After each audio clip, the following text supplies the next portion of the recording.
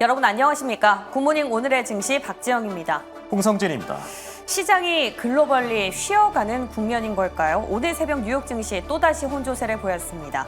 소프트뱅크까지 구원 투수로 나선 인텔을 제외하고 기술주들 낙폭이 특히 컸는데요. 네, 특히 엔비디아, 빅테크의 대장주죠. 3% 가까이 흘러내리기도 했었고요. 또 서학개미들이 많이 담고 있는 팔란티어는 장중 한때 9% 밀려나기도 했습니다. 자, 이런 가운데 국내에선 원전주 어제 이어서 또 다른 악재가 불거지면서 시간외에서 다시 한번 급락을 했습니다. 분위기 심상치 않은데요. 대응 전략과 함께 오늘 시장 재료는 뭐가 있는지 탐색해 보겠습니다. 네, 그리고 또 소매업체들의 실적 발표가 본격화되고 있죠. 밤사이 홈디포가 실적을 내놨는데 어닝 쇼크에도 불구하고 연간 가이던스는 유지하면서 그래도 정규장에서는 3% 뛰어준 모습입니다. 관련 소식들도 같이 체크해 보시죠. 그럼 이제 본격적으로 굿모닝 오늘의 증시 출발합니다.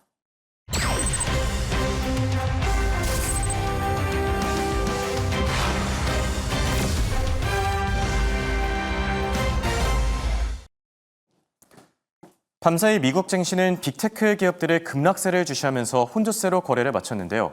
엔비디아를 필두로 빅테크 기업들이 일제히 밀려나면서 증시 투자 심리도 전체적으로는 좀 뒤숭숭한 하루였다고 볼 수 있습니다. 3대 지수 가운데 다우지수만 홀로 상승했는데요. 44,900까지 올라서면서 사상 최고치에 근접해주고 있는 모습이고요. S&P 500 지수는 0.5% 하락, 그리고 나스닥 지수 비교적 큰 폭으로 1.46% 하락했습니다. 자, 그럼 채권과 외환 시장 흐름도 같이 체크해 볼까요?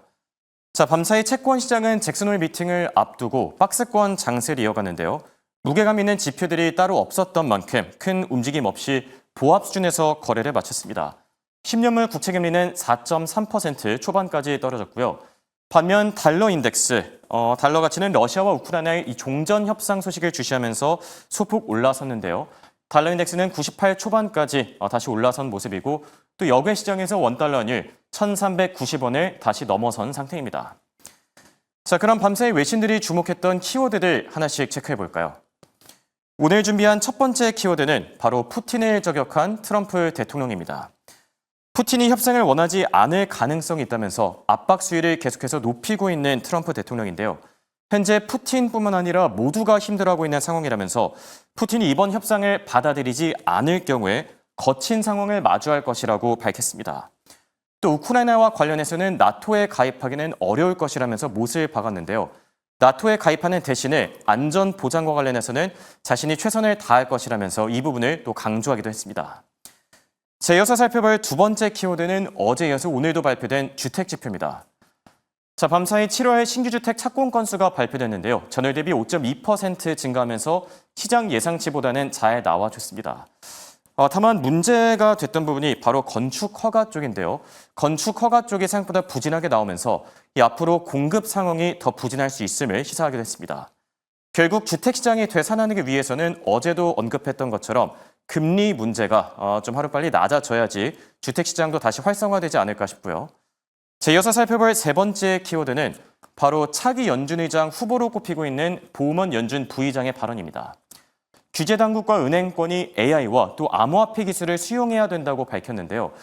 결국 암호화폐 기술이 블록체인 기술들과 또 AI와 관련된 신규 기술들을 습득하지 않으면은 뒤처질 수밖에 없을 것이라면서 도태될 수 있음을 시사하기도 했습니다. 자, 이렇게 차기 연준 의장 후보가 AI와 암호화폐 기술 쪽에 관심을 갖고 있는 만큼 해당 분야에 대한 관심도 계속해서 가져볼 필요가 있겠습니다. 자, 이렇게 오늘도 세 가지 키워드에 대해서 살펴봤고요. 이어서 더 자세한 기업 이슈들 이번엔 김현수 아나운서와 확인해 보시죠. 네, 간밤 미증시의 분위기, 종목별 분위기까지 엿보도록 하겠습니다. 먼저 나스닥 상황 7개 기업으로 체크해 보시죠.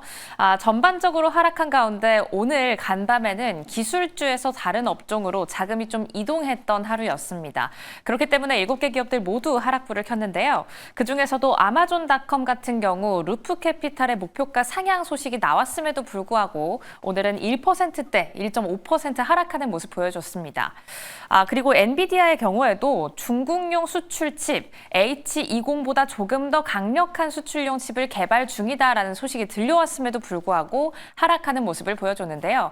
그럼 어떤 분위기가 전체적으로 연출되었는지 AI 관련 소식까지 다음 장 통해서 체크해 보도록 하겠습니다. 오늘의 핀비즈 맵입니다. 전반적으로 빨간불을 켠 종목들이 많다라는 걸 확인해 보실 수가 있는데요. 일단 지난주부터 이어졌던 AI 거품에 대한 소식이 다시 한번 각광을 받으면서 오늘은 앞서 언급드렸던 것처럼 기술주에서 여타 업종으로 자금이 쏠렸던 하루였습니다.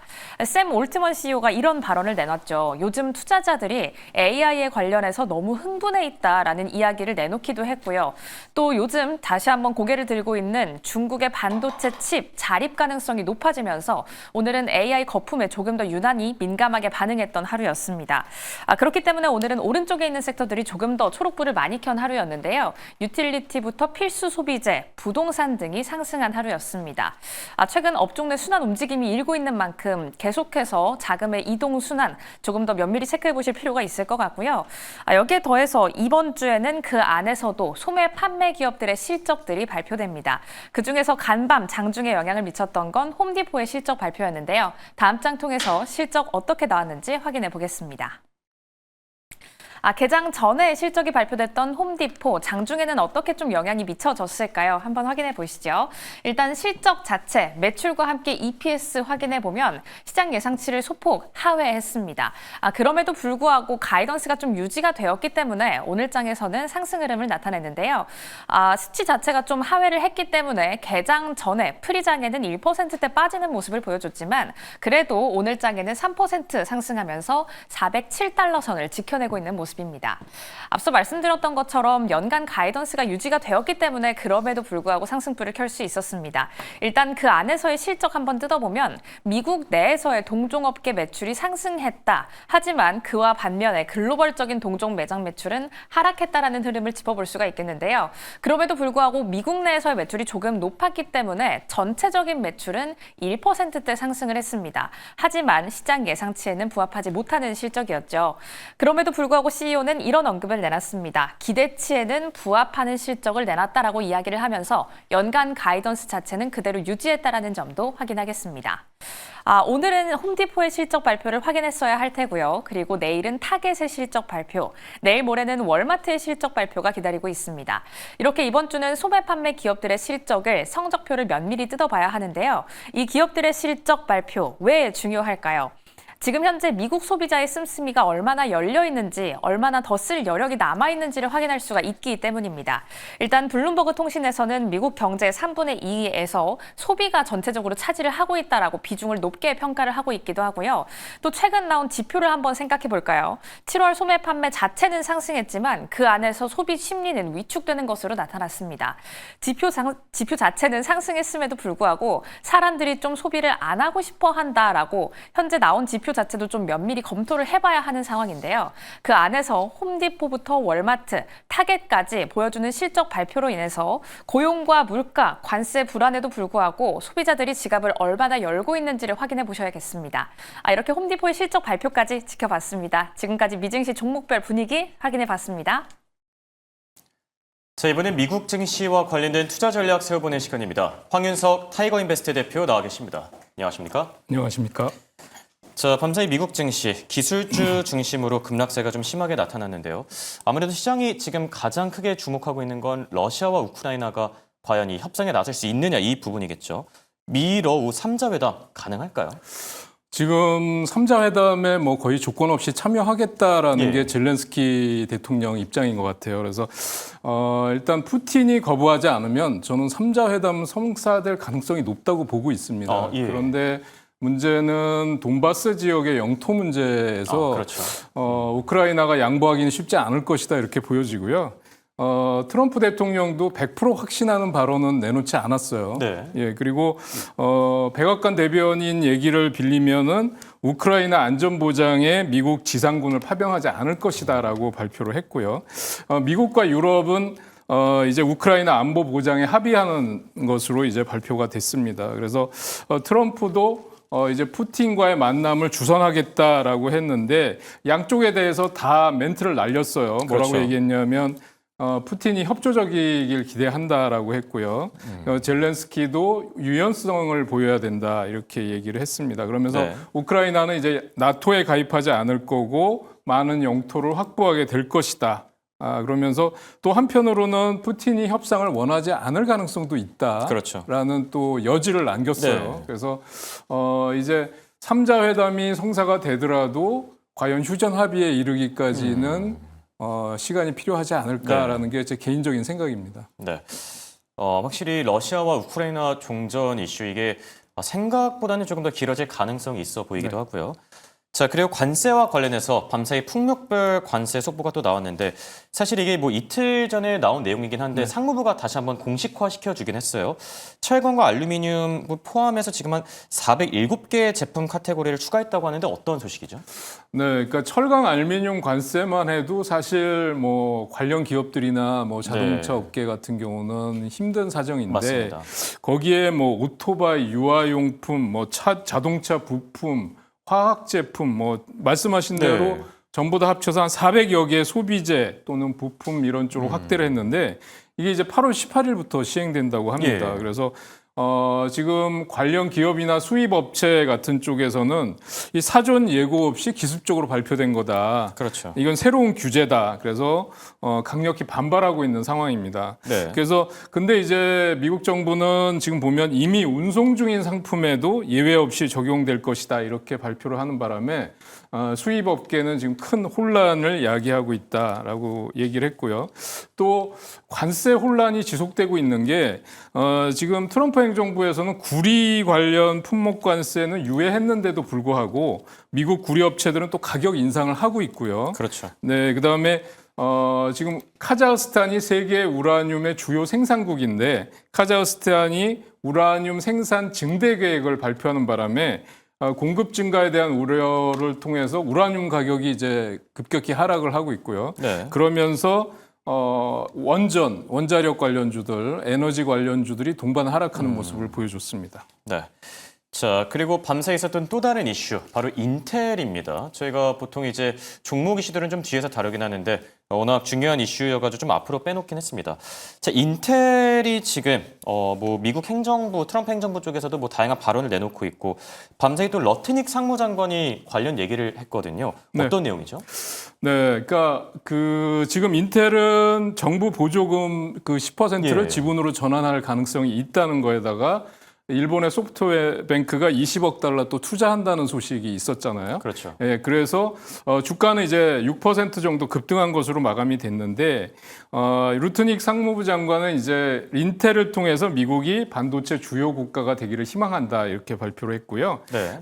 그다음에 정부가 인텔에 제공하는 보조금을 회사 지분으로 나중에 전환할 수 있다 이렇게 얘기를 했습니다. 그러면서 10% 지분 확보가 네. 경영권이나 의결권 확보하려고 하는 목적은 아니다라고 얘기를 했습니다. 그냥 이게. 지분만 네, 이제 그렇습니다. 취득하는 그러니까 거다. 이게 예. 그 국유화 논란에 대한 이 그런 해명이 거죠. 될 예. 걸로 보이고요. 그다음에 또 한국과 일본 관세에 대해서 또 구체적인 합의 모델 확정까지는 또 몇 주 남지 않았다 이렇게 얘기를 했습니다. 그런데 그 인텔에 대해서는 지금 주가는 6% 정도 급등한 걸로 마감이 됐는데요. 예. 이제 그 평가는 이게 지속적으로 과연 상승할 수 있느냐 주가가 이런 어제도 얘기가 될 그런 얘기를 건데요. 해주셨었죠. 네, 근데 예. 지금 제가 볼 때는 약간 좀 이것만 가지고 지속적인 상승을 하기는 어려워 보입니다. 예. 왜냐하면 하면 파운드리 쪽에 기술력 한계가 있어 보이고요. 예. 그다음에 강도 높은 구조 조정을 해야 될 걸로 보입니다. 비효율적인 부문에 대해서 매각을 한다든지 예. 아니면 분사를 한다든지 하는 강도 높은 구조 조정이 있어야 될 것 같고요. 외부에 투자를 받는다고 하더라도 자체적으로 주주 보호를 하기 위해서 자사주 소각이나 자사주 매입과 같은 노력을 또 보여줘야 될 예. 거고요. 이런 게 만약에 수반이 된다 그러면 지금 제가 지난번에도 주봉상에 말씀드렸던 30달러를 돌파해야만 본격적인 상승이 가능할 거다 이렇게 말씀을 드렸는데요. 이 30달러가 어디냐면 급락이 시작됐던 이 타이밍이 30달러입니다. 그래서 이거를 돌파해야만 본격적인 상승이 나올 것으로 예. 보여지는데 아직은 이제 조금 더 지켜봐도 예, 괜찮을까요? 인텔 살리기, 뭐 인텔 구하기에 대한 것은 추가적인 상승 여력은 역시 좀 지켜봐야 되겠다 네. 이렇게 말씀드릴 수 있겠습니다. 이게 확실히 뭐 펀더멘털이나 이런 게 바뀐 게 아니라 정말 기대감 때문에 오르고 있는 만큼 얘기해 주신 대로 30달러를 돌파하느냐 안 하느냐 이게 관건이 되지 않을까 싶고요. 그리고 인텔과 함께 기업을 하나만 더 짚어볼까 하는데 팔란티어입니다. 팔란티어가 어제도 짚어주시긴 했지만 네. 밤사이에 또 9% 급락했어요. 이제 5거래일 연속 하락하고 있는 상황인데 팔란티어 뭐 공매도 리서치, 공매도 리포트가 있었고 네. 얘기들이 있긴 했는데 9%까지 밀려날 일인가요? 어떻게 보시죠? 어제 이제 그 뭐 오픈 AI, 시트론 리서치에서 오픈 AI와 비교를 하면서 적정 주가를 $40라고 얘기를 했습니다. 그랬었죠. 그런데 이렇게 바로 직격탄을 맞을 거라고는 생각을 못했는데 이게 왜 그랬을까 생각을 해보니까 그 샘 알트먼 오픈 AI CEO가 지금 AI 거품론을 얘기를 했어요. 그래서 사실 이 다른 사람도 아니고 투자은행도 아니고 챗 GPT의 창시자라고 하는 샘 알트먼 CEO가 이런 얘기를 하니까 시장에서는 아주 좀 더 민감하게 민감하게 받아들이는 것 같습니다. 안 그래도 밸류에이션 논란도 있었던 그렇습니다. 기업이지 않습니까? 네, 그래서 이게 지금 2000년대 닷컴 버블을 지금 생각하게 한다라는 정도까지 강력한 발언을 하는 바람에 AI 관련주 중에 하드웨어뿐만 아니라 소프트웨어 관련주들도 동반 하락을 했거든요. 그래서 아마 팔란티어가 그 영향도 받았던 걸로 보여집니다. 여기 보시면 지금 팔란티어 같은 경우는 위아래 꼬리가 엄청나게 길게 달린 음봉을 맞았는데요. 하락하면서도 여기서 거래량이 터진 모습을 보여주고 있어서 추가 하락 가능성 배제하기 어렵다 이렇게 말씀드릴 수 있겠습니다. 그래서 일단은 지금 $155 시간외에서 추가 하락이 나오고 있는데요. 있습니다. 일단 그 고평가 논란이 되면 팔란티어는 제일 먼저 직격탄을 받는 기업이기 때문에 주의가 필요하다 이렇게 말씀드릴 수 있겠습니다. 네. 자, 샘 올트먼의 발언도 있었고 그동안 밸류에이션에 따른 부담도 있었기 때문에 낙폭이 조금 더 상대적으로 크지 않았나 이렇게 생각이 들기도 하고요. 자, 그리고 마지막 이 매크로 이슈로 또 살펴볼 만한 게 보우먼 연준 부의장의 발언이 있었어요. 근데 이 보우먼의 발언이 또 중요한 게 차기 연준 의장 후보로 꼽히고 있기 때문이 아닌가 싶은데 어떤 발언이었죠? 네, 그 사실 이제 제가 기대를 한 거는 통화 정책이나 금리 인하에 대한 직접적인 발언을 기대를 했었는데 그 발언은 하지 않더라고요. 그러니까 민감한 사안이기도 하고 잭슨홀을 앞두고 네. 그래서 그렇죠. 그래서 발언한 내용을 보면 은행과 규제 당국이 AI 및 암호화폐와 같은 기술 이점을 수용해야 된다 이렇게 얘기를 했는데도 암호화폐가 하락폭이 컸었잖아요. 그렇죠. 그 이유는 이제 파월 의장이 신중한 발언을 할 것이다. 금리 인하에 어떤 시그널을 주지 않을 것이다라는 분석이 나오면서 금리 인하에 대한 확률이 떨어지고 있다. 이런 얘기가 나오면서 암호화폐가 급락했는데요. 지금 이럼에도 불구하고 보우먼 의장이 이런 발언을 했는데도 그 하락을 막지는 못했습니다. 그리고 평소라면 좀 올라줬을 텐데 말이죠. 네, 그렇습니다. 그래서 지금 암호화폐 투자하시는 분들 걱정이 많으실 것 같아요. 그런데 지금 시장이 암호화폐뿐만 아니라 지금 금리 인하에 대한 불확실성 때문에 또 파월 의장의 발언이 신중해질 것이다라는 우려감 때문에 달러가 강세를 보이고 또 달러 엔화 강세를 보이고 이런 그 안전자산 선호 현상도 같이 나타났다는 점을 감안한다면 역시 그 파월 의장 발언 때까지는 좀 시장을 관망하면서 대응하시는 게 좋겠다 이렇게 말씀드릴 수 있겠습니다. 맞습니다. 이게 평소라면은 암호화폐 시장 쪽에도 굉장한 호재로 작용할 수도 있는 발언임에도 불구하고 시장 자체가 지금 관망 모드에 있기 때문에 호재로 작용하지는 못한 점 참고하시면 좋을 듯하고요. 자, 이번엔 빅테크 기업 가운데 테슬라에 대한 얘기를 해볼까 하는데 지금 중국을 겨냥한 6인승 모델을 공개했다고요? 어떤 소식이죠? 네, 그렇습니다. 6인승 대형 모델을 공개를 했는데 이게 중국에서 시장을 좀 확대하기 위한 노력입니다. 그러니까 가족 단위 고객들을 겨냥한 모델인데요. 대형 SUV 모델 YL을 공개했는데 가격이 $47,200 정도부터 시작을 한다고 합니다. 그러니까 지금 그동안 테슬라 모델 중에 베스트셀러 카인 모델 Y의 6인승 버전이다 이렇게 생각하시면 될 것 같고 그래서 빠르면 9월부터 인도할 예정이다 이렇게 나왔는데 중국의 전기차들과 경쟁이 치열하게 진행이 되고 있다는 점 때문에 지금 발표를 서두른 게 아닌가 싶고요. 그렇죠. 그다음에 장거리 주행이 가능한 후륜 구동 모델이라고 하는 모델 3도 네. 이제 곧 출시할 예정이다 이렇게 언급을 했습니다. 그런데 지금 로보택시 경쟁이 우위에 있다라는 얘기도 나오고 있고 그럼에도 불구하고 사이버 트럭 판매량이 5만 2천 대에 불과하다 이런 뉴스가 나오면서 이거는 또 악재로 작용을 한 것 같아요. 예. 그래서 사이버 트럭이 생산 과정이 복잡하고 비용 문제 또 낮은 시장의 수요 문제 이런 것들이 복합적으로 작용했다라는 거고요. 구리 가격이 또 급등했다는 것도 전기차 관련 기업에는 악재로 작용하면서 테슬라뿐만 아니라 전기차, 2차 전지 관련 기업들이 동반 하락했다는 점 말씀드립니다. 지금 시간 외에서 한 2% 정도 하락하고 있는데요. 지금 보시면 주가의 흐름이 정말 350에서 375달러 부근의 고점을 찍고 나서는 300달러 지지 확인 쪽으로 예, 방향을 또 그런 풀고 것 있는 같아요. 것 같아요. 그래서 주봉상으로 보면 지금 또 완만한 눌림목 조정 구간에 진입하는 게 아닌가 이렇게 보여집니다. 네, 알겠습니다. 자, 그리고 이어서 헬스케어 관련 기업 하나 살펴볼까 하는데 바로 일라일릴입니다. 저희가 어제 노브노디스크에 대한 얘기를 했었는데 오늘은 일라일릴리 얘기를 해보면 좋을 것 같아요. 어떤 이슈 있었죠? 이 일라이릴리가 지금 제약 바이오 기업들은 M&A를 통해서 이제 예. 그 몸집을 불려가고 그렇죠. 또 주가를 관리하는 그런 경향이 있는데요. 지금 본격적으로 M&A에 나서는 게 아니냐 시장에서는 이렇게 보고 있습니다. 그래서 만기 40년 회사채를 발행을 했는데 이게 상당히 그 67억 5천만 달러 규모라고 지금 자막에 나가고 있는데요. 이게 대단히 드문 일이다. 네. 그래서 지금 그 퓨처럼 에퀴티라는 그 이제 투자은행 쪽에서는 이게 본격적으로 M&A를 하는 게 아니냐라는 예. 분석이 나오고 있어요. 그런데 공교롭게도 여기 보면 바이킹 테라퓨틱스라고 하는 주식의 주가를 한번 보시도록 하겠습니다. 41% 넘게 폭락을 하면서 예. 대량 거래가 터지는 모습을 이 보여줬는데요. 바이킹 테라피틱스도 헬스케어 기업이죠. 네, 그렇습니다. 예. 그래서 바이킹 테라퓨틱스를 보시면은 호재가 있었음에도 급락을 했어요. 그 이유가 뭐냐면 경구용 비만 치료제를 통해서 13주 임상 시험에서 이제 그 비만 환자의 평균 체중을 12% 정도 감량하는 데 성공을 했다 네. 이렇게 했거든요. 그러니까 이거는 굉장히 큰 호재인데 그렇죠.